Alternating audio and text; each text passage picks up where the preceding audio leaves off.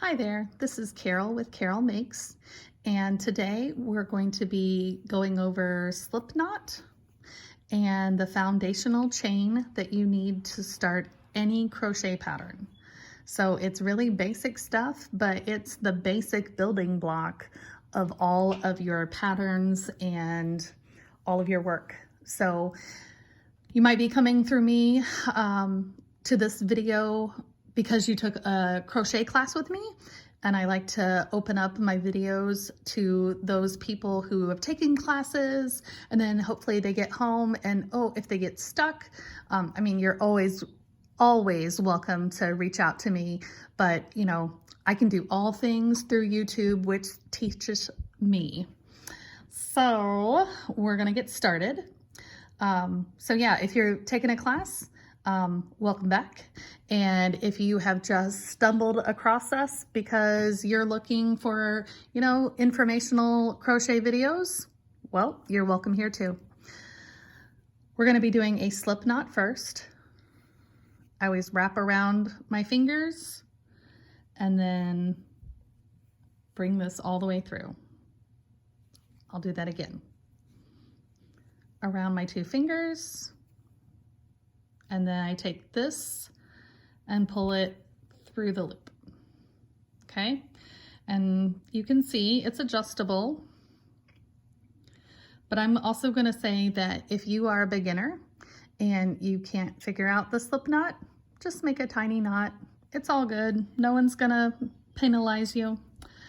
So I'm going to put my slip knot on my hook. I'm using a size K with a nice ergonomic handle.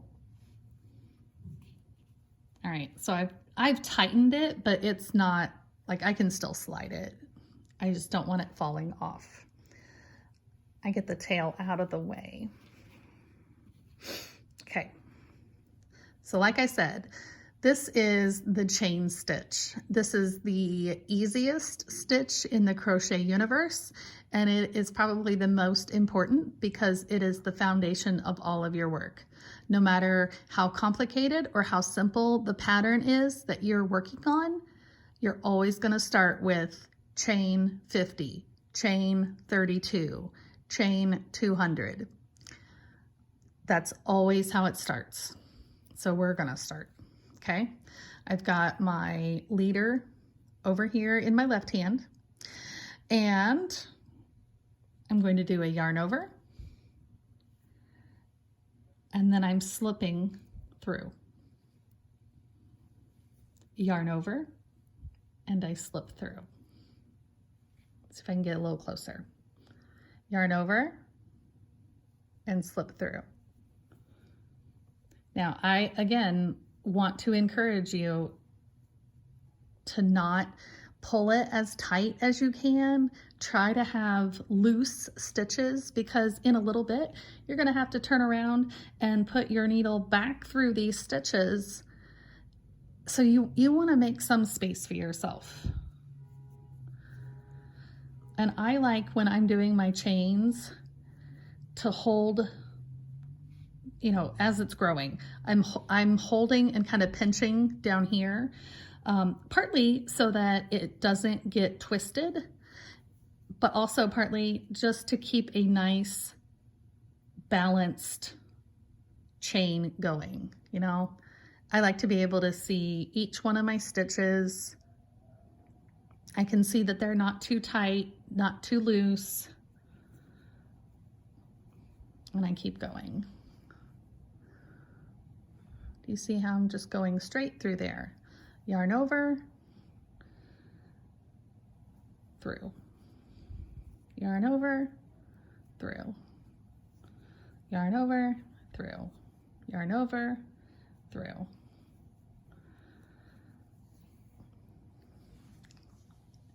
And that's your chain.